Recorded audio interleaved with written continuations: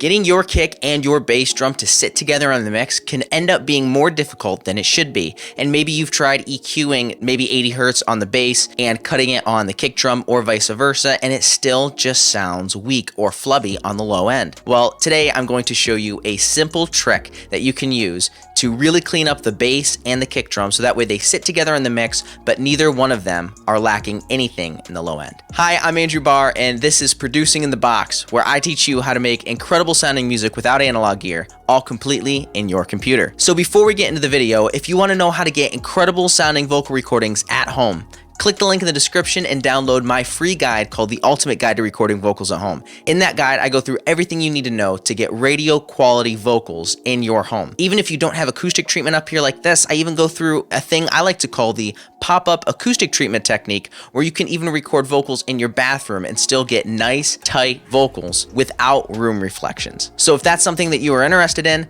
click the link in the description and download it for free. It is my gift to you for watching my content and for clicking that subscribe button if you haven't already. So without further ado, let's jump into the DAW. So here we have some drums here and a bass track here, and this is what they sound like together.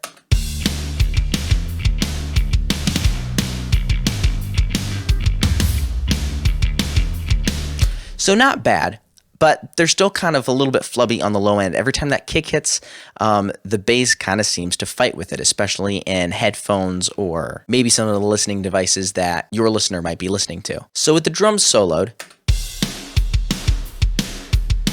they sound really good. I like the way they sound. There is a lot of low end on that kick drum, but I think it really fits the vibe of the song well. And then with the bass by itself, there's a lot of low end, but it's nice and round, but when they play together, they just fight a bit. So one of the quickest ways to clean up the low end in your bass and get it out of the way of that kick drum is multi-band compression on your bass track. So what am I talking about? Well, we're going to load up multi-pass here. You can use the multi-band's dynamic plugin here inside of Studio One or any sort of multi-band compressor. I'm just using multi-pass. It comes with the Slate All Access bundle, and it's absolutely awesome. And so one thing that I can do with this is I can select a specific band to compress. And I want to compress 60 hertz all the way to about 100 hertz. So it's not going to do much because I'm only compressing the low end of the bass. It's not triggered by anything else right now. I could really turn it all the way down if I wanted to. But that's not really what I want. I want it to get out of the way of the kick drum, and then I want that nice low roundness to kind of come back up. So what I'm going to do is I'm going to sidechain this to the kick drum.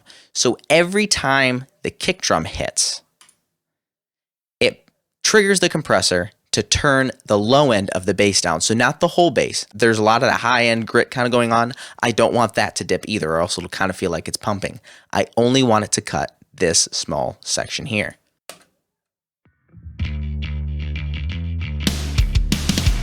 See how every time the kick hits, it's triggering that compressor?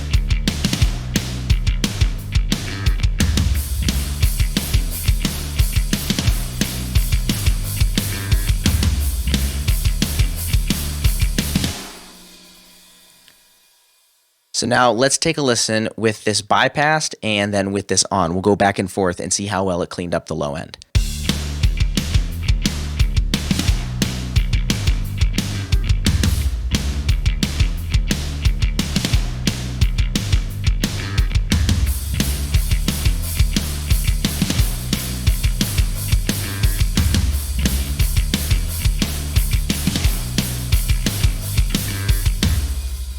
That helped a ton. Make sure you're listening to this with headphones because it really does make a really big difference in that low end. Now, I want to explain why I use multi-band compression and not just simple sidechaining compression, which you can do.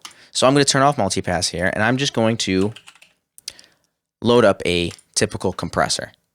I'm going to sidechain it to the kick drum here, and then it is on the bass channel.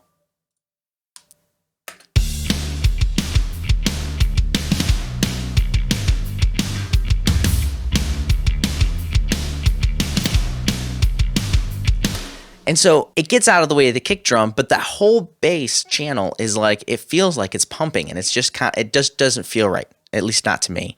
And you can do this if you're careful about it and if you're tasteful with it.